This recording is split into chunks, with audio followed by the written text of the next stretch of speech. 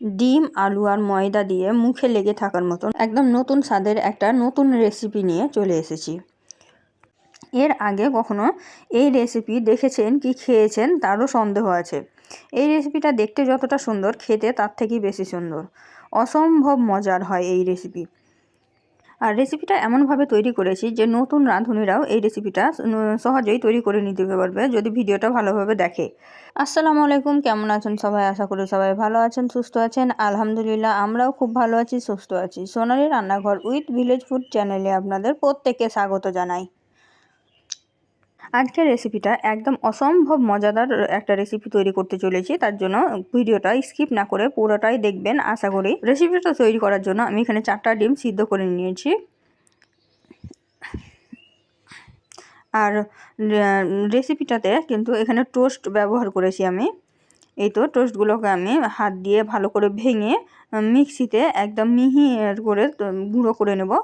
আর এদিকে আমি আলু আগে থেকেই সিদ্ধ করে রেখেছিলাম। যেহেতু রমজান মাস চলছে, তাই ইফতারির জন্য আমি তাড়াতাড়ি করে রেসিপিটা তৈরি করে নিয়েছি, কিছু মনে করবেন না। এই তো এখন আমি এর মধ্যে দিয়ে দিলাম ধনিয়া পাতা কুচি, দিয়ে দিলাম পেঁয়াজ কুচি আর কাঁচা লঙ্কা কুচি। ভিডিওটি যদি প্রথমবার দেখে থাকেন আর আমার চ্যানেলের নতুন সদস্য হয়ে থাকেন, তবে অবশ্যই আমার চ্যানেলটিকে সাবস্ক্রাইব করে দেবেন আর পাশে থাকা বেল আইকনটিকে প্রেস করে দেবেন সবার আগে নোটিফিকেশনগুলো পাওয়ার জন্য। এখন আমি এর মধ্যে দিয়ে দিলাম 1 চামচ থেকে একটু কম লবণ, তারপরে 1 চিমটি লঙ্কা গুঁড়ো। যেহেতু আমি কাঁচা লঙ্কা দিয়েছি তাই আমি লঙ্কার পরিমাণটা একটু কম দিলাম। এখন আমি এর মধ্যে দিয়ে দিলাম 1/2 চা চামচ চাট মশলা। সব কিছু দেওয়া হয়ে গেছে। এখন আমি ভালোভাবে হাত দিয়ে একদম মিহি করে ভালোভাবে মথে নেব। এই তো দেখেন আমি ভালোভাবে একদম হাত দিয়ে চটকে চটকে মাখিয়ে নিচ্ছি। আপনারাও কিন্তু এভাবে একদম মসৃণ করে মাখিয়ে নেবেন। আমার রেসিপিগুলো যদি আপনাদের ভালো লেগে থাকে তাহলে অবশ্যই একটা লাইক করে দেবেন। আপনাদের একটা লাইক আমাদেরকে নতুন নতুন রেসিপি তৈরি করতে উৎসাহ দেয়, তার জন্য অবশ্যই একটা লাইক করে দেবেন আর ভিডিওটা একটু শেয়ার করে দেবেন। আলুটা আমার ভালোভাবে মাখা হয়ে গেছে। এখন আলুটা আমি সাইডে রেখে ডিমটা নিয়ে নিয়েছি। এই তো ডিমটা আমি খোসা ছাড়িয়ে কেটে নিয়েছি। এখন আমি এই ডিমটাকে, এই তো আলুটাকে আমি এইভাবে দিয়ে গোল করে নেব। আর ডিমটাকে পুরো সাইডে ঢেকে দেবো আলুটা দিয়ে। দেখেন, একটু ভালোভাবে লক্ষ্য করবেন, তাহলেই বুঝতে পারবেন। এই তো আমি আলু দিয়ে পুরোটা একদম ভালোভাবে গোল করে ঢেকে দিয়েছি। এই তো হয়ে গেল, দেখেন। এইভাবে আপনারাও করে নেবেন, তাহলে দেখবেন খুব তাড়াতাড়ি হয়ে যাবে। এখন আমি ওই টোস্টের যে গুঁড়ো করে রেখেছিলাম ওইটা দিয়ে আমি এখন কোট করে নিচ্ছি। এভাবে যদি কোট করে নেন তাহলে কিন্তু রেসিপিটা খেতে খুব সুন্দর হয় আর ভিতরটা একটু মুচমুচে ভাব থাকে, তার জন্যই আমি কোট করে নিয়েছি। এই তো ভালোভাবে কোট করে নিলাম। এখন আমি এটাকে সাইডে রেখে নিয়ে আপনাদের সুবিধার্থে আরেকটা আমি তৈরি করে দেখাচ্ছি। ভিডিওটি যদি ফেসবুক থেকে দেখে থাকেন তবে অবশ্যই আমার ফেসবুকের পেজটিকে ফলো করে রাখবেন।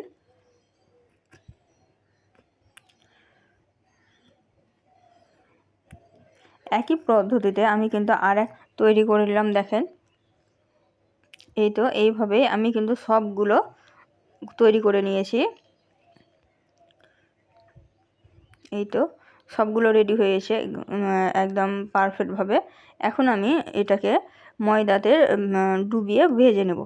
ময়দার ব্যাটারটা তৈরি করার সময় আপনার দেখা হয়নি, ময়দার ব্যাটারটা এমনভাবে তৈরি করবেন যাতে খুব পাতলাও না থাকে খুব ঘনও না থাকে।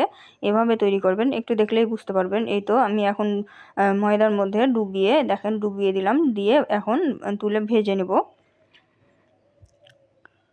এই তো এখন আমি তেলের মধ্যে দিলাম। তেলটা অনেকটাই গরম গরম ছিল, এই গরম অবস্থাতেই দিয়ে ভালোভাবে উল্টিয়ে পাল্টিয়ে ভালো করে ভেজে নেবেন। রমজান মাস চলছে আর রমজান মাসে একটু তাড়া থাকে, তাই খুব একটা পরিষ্কার পরিচ্ছন্ন করে পরিবেশন করতে পারিনি, তাই দুঃখিত, কিছু মনে করবেন না। আর এর আগে আমি আলুর চপ ভেজেছিলাম, তার জন্যই কিন্তু তেলটা এরকম হয়ে আছে, ভাববেন না যে নোংরা তেল এটা। এই তো এখন আমি এইভাবে তেলটা চিটিয়ে চিটিয়ে ভালোভাবে ভেজে তুলে নেব।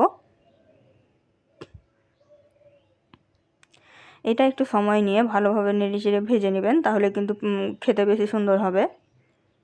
আর এই রেসিপি আগে কেউ খেয়েছেন কি না আমাকে কমেন্টে জানাতে ভুলবেন না, আর যদি না খেয়ে থাকেন তবুও কমেন্টে জানাবেন। আর ভিডিওটি যদি ভালো লেগে থাকে তবে অবশ্যই একবার বাড়িতে তৈরি করবেন, দেখবেন কেমন হয়। আমাকে তো অসম্ভব ভালো লেগেছিল। দেখেন আমি নাড়াচাড়া করে একদম ভালোভাবে ভেজে নিলাম। এরকমই হবে, এর থেকে বেশি লাল হবে না। এই তো আমি ভেজে নিয়েছি। এখন আমি ভেজে একটা প্লেটে নিয়ে দেখাচ্ছি। যেহেতু সময় কম তাই আমি একটা একটা করে ভেজে দেখাতে পারবো না, তাই আমি একসঙ্গে ভেজে তুলে নিয়েছি। এই তো দেখেন আমি প্রত্যেকটা ভেজে তুলে নিয়েছি। এখন আমি এগুলোকে একটু সাজিয়ে দেখাবো। দেখেন পরিবেশন করার আগে এভাবে সাজিয়ে নেবেন। এই তো আমি সাজানোর জন্য এখানে ধনিয়া পাতা কুচি, পেঁয়াজ কুচি, লঙ্কা কুচি আর শসা কুচি করে নিয়েছি, দিয়ে ভালোভাবে মিশিয়ে নিলাম। আর এদিকে আমি মধ্যে থেকে নাস্তাটার মধ্যে থেকে একটা কাঠ লাগিয়ে দিয়েছিলাম, দিয়ে এইভাবে ভরে দিলাম। দিয়ে এখন আমি এর মধ্যে সস দিয়ে রেডি করে নেব।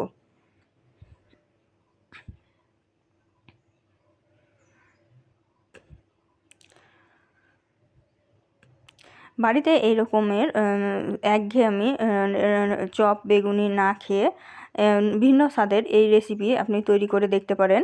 খুব টেস্টি হয় আর পরিবারের সবাই খেয়ে কিন্তু প্রশংসা করবে। দেখেন একে একে আমি সবগুলো এইভাবে আমি রেডি করে নেব। সবগুলো রেডি করার পরে কেমন লাগছে আপনাদেরকে দেখাচ্ছি।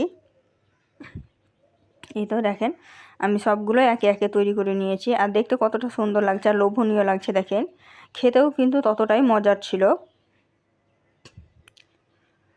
ভিডিওটি যদি ভালো লেগে থাকে আর যদি মনে হয় যে রেসিপিটা আপনাদের কাজে আসতে পারে, তাহলে অবশ্যই একটা শেয়ার করে দেবেন আর ভিডিওটা লাইক করে দেবেন আর কমেন্টে জানাবেন যে কেমন লাগলো ভিডিওটা দেখতে আপনাদেরকে। এই ধরনের আরও নিত্য নতুন রেসিপি পাওয়ার জন্য আমার চ্যানেলটিকে অবশ্যই সাবস্ক্রাইব করে রাখবেন। দেখা হবে পরের ভিডিও দিয়ে। ততক্ষণ সবাই ভালো থাকবেন, সুস্থ থাকবেন আর নিজের পরিবারের খেয়াল রাখবেন। খোদা হাফিজ।